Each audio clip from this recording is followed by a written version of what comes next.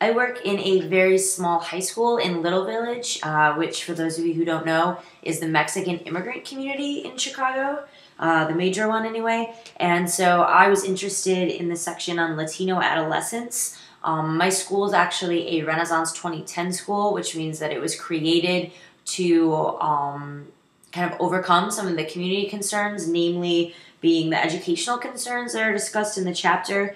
The fact that Hispanic Americans are less likely to graduate from high school is a really big deal to the man who founded our school, Dr. Escoida. And so he created a school with a longer school day, and it goes year-round to get kids hopefully to graduate in a timely manner. It seemed like the longer it kind of went on, the less they started showing up. And so our school tries to get them out in 3 years and hopefully into college.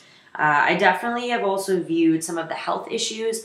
I have a number of kids with really bad asthma and other health issues that keep them from coming to school much higher than I definitely ever experienced among me and my friends who grew up in Minnesota, which is a little bit different from Chicago in terms of, I guess, urbanization. It's still pretty clean, pretty decent, even if you're poor.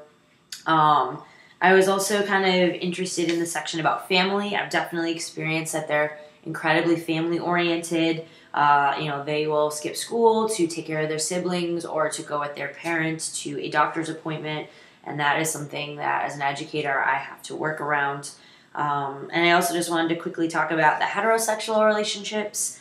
It is shocking to me that these kids get into these relationships and date for years. I have multiple students who have been dating for 2 or 3 years, starting sometimes in junior high and just continuing on. And I definitely never experienced that in high school. I did not want to date in high school. And so it's pretty crazy to me that you have these relationships where they just bond immediately and they really work to solidify that bond for better or for the worse. In terms of my own adolescence, I was very family oriented. We had an extended family. Everyone worked really hard to take care of one another. So I can definitely relate to that idea of really believing in the family and working hard to maintain the family. That's something that I still try to do, even though I'm no longer in Minnesota. One of the reasons why I moved to Chicago is because my brother is here, and I lived in New York before that. So it's obviously a lot closer and a lot easier for me to be closer to my family.